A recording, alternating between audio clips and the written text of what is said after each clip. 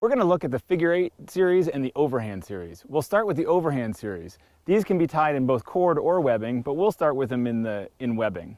The series is a skeleton, a bite, a follow through, and a bend. So let's start with a skeleton knot, an overhand skeleton. Overhand skeleton, we've all tied this, very simple. Just create a loop and stick the end through. Great, an overhand skeleton. Very easy, we've all done it. We'll use this for backing up both the square knots and the the bowline. Great, so skeleton, really easy. We can also tie an overhand on a bite just by creating a bite of the webbing and then doing that same thing I just did with the skeleton, except treating the two strands as if they are one.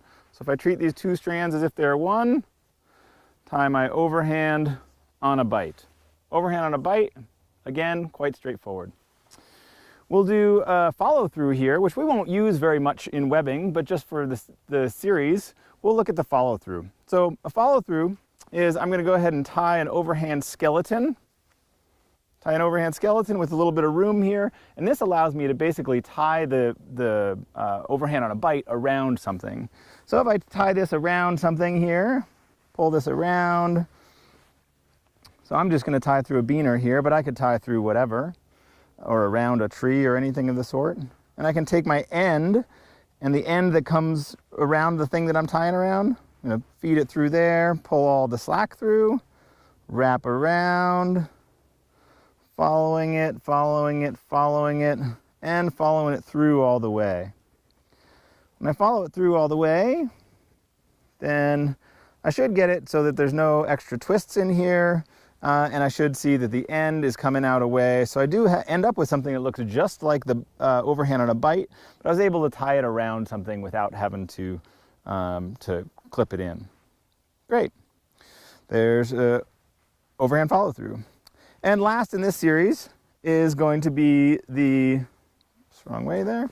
Last in this series is going to be the bend. And we'll tie the overhand bend quite a bit in webbing. Oftentimes the overhand bend is oftentimes referred to as a water knot or a ring bend. So I tie a skeleton knot near one end, and bends, the class of knots known as bends, connect ends. So I've got this long piece of webbing here that I'm just going to tie into a loop. So the bends connect ends, so that I'm going to start feeding there, and then again just feeding this through with enough, following it around with enough tail that I'll end up with a little bit of tails on my knot when I'm done.